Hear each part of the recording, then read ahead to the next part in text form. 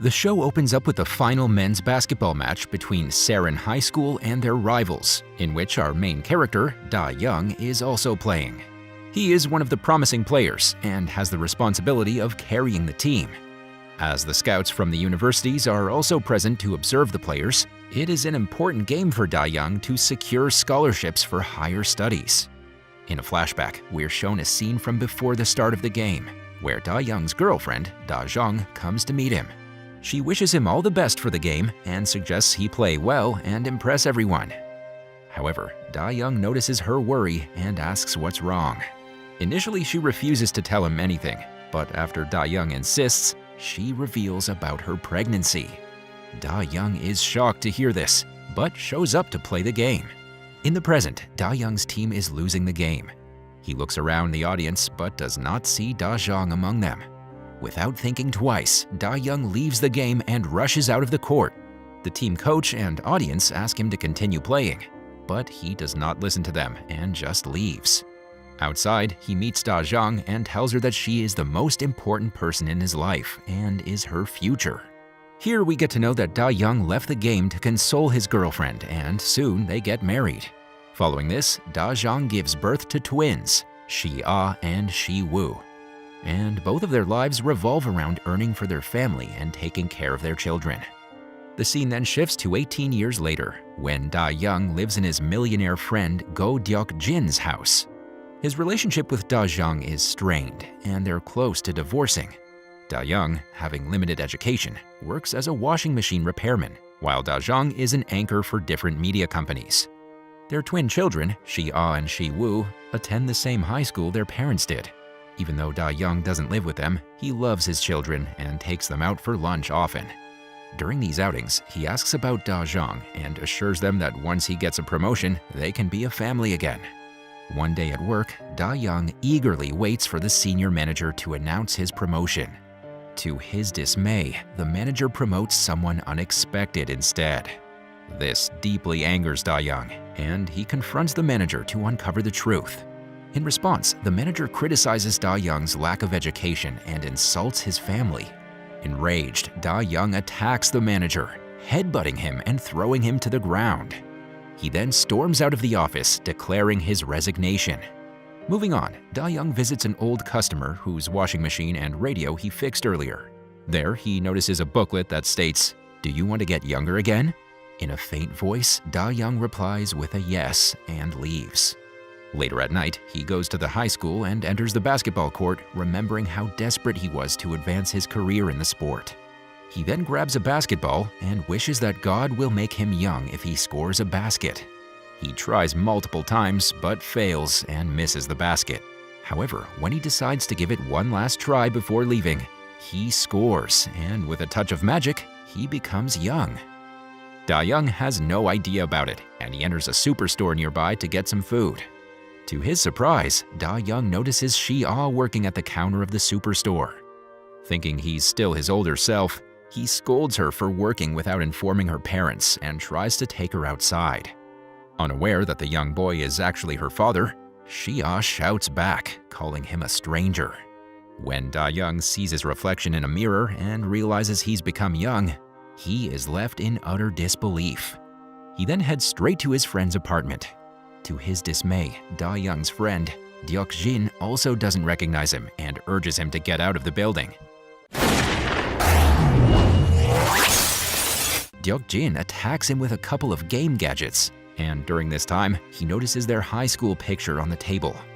He takes the picture in his hands and compares it with the young boy claiming to be Da-young. To his shock, the two faces appear exactly the same. And finally, he gets convinced that the young boy is Da-young, who has transformed back to his younger self. Afterward, the two friends sit together, and Da-young asks Deok-jin the reason he turned young again. The latter clarifies that God has given him a second chance to live his life to the fullest and make everything right. At this moment, we get to know that Da-young believes that Da-jong is happy with the divorce. However, he has no idea how much she misses him. She is actually happy these days because she got selected for an interview for JBC News, one of the most famous news companies in the country. The next day, Deok-jin takes Da-young to Sarin High School and decides to admit him there. It's the same school where Shi-ah and Shi-woo study. During the admission process, Deok-jin meets Da-young's homeroom teacher and instantly falls for her beauty. Moving on, Da-young is placed in the same class as his daughter and introduced as Woo-young. When Shi-ah sees him, she immediately recognizes him as the guy who annoyed her at the supermarket the night before. Thinking he's following her, she confronts him on the school terrace with two classmates. She threatens him and tells him to stay away. Seeing his innocent daughter acting like a bully, Woo-young is shocked. Later, he notices his son sitting alone in the cafeteria and approaches him to give him company. Right then, a group of bullies arrive there, and the leader, Ja-sung, who is also the captain of the high school basketball team, hits Shi-woo with the ball and teases him. Woo-young cannot tolerate his son getting bullied in front of him and decides to teach Ja-sung a lesson. He then calls Ja-sung and showcases his basketball skill to battle him in front of everyone. All of the students in the cafeteria admire Woo-young for his behavior as he handles the situation calmly. In the next scene, Woo-young walks out to smoke a cigarette and decides to do it in the backside of the school building. To his dismay, he finds Shi-ah there, smoking alone. Seeing his daughter getting addicted to bad habits, Woo-young, acting as a father, yells at her. However, Shi-ah does not listen to him and walks away. After this, when Woo-young begins smoking, he gets caught by one of the school teachers and is taken to the principal's room. There, he tells everyone that Shi-ah is also equally guilty as him, as she is soon brought in the office. Woo-young believed that if the teachers scold Shi-ah, then she might stop smoking. Unfortunately, instead of scolding, the teacher begins beating her with a wooden support. Woo-young cannot see this, and he asks the teacher to stop, holding his hand. The teacher gets angry at his behavior and asks both of the students to call their parents. Next, Da-young arrives at the office and talks to the teacher, confessing that the cigarette that her daughter used belongs to her. Right then, she notices Woo-young sitting beside them and is surprised to see his appearance exactly similar to her husband's school days. She walks closer to him and examines until the teacher asks her to stay away from Woo-young. At the same time, Deok-jin also arrives there and claims that Woo-young is his son, surprising Da-young. In the evening, after school is over, Woo-young notices the bully group behind his son and decides to follow them. To his surprise, the bully group leaves, and Shi-woo enters the basketball court for practice. Here, Woo-young gets to know that his son is really interested in basketball, but never had courage to inform him. Knowing that Shi-woo does not have friends, he then walks up to him and challenges him to a face-off. Together, they play for some time and develop a kind of friendship bond. Meanwhile, Da-young is roaming around with her friend Chu in the night streets of the city. There, her friend suggests that she forget her worries and live life to the fullest. Following the suggestion, Da-young closes her eyes and tries to approach a guy standing nearby. During this, she nearly gets hit by a car, but luckily, Woo-young arrives there in time and saves her. He then accompanies her home, and on the way, expresses his desire to be a basketball player. Hearing this, Da-young suggests that he stay away from smoking and work hard to achieve his dream. Following Da-young's suggestions, Woo-young begins doing exercises and tries his best to stay away from cigarettes and alcohol. He then decides that he needs to focus on his children and should assist them to make their future bright.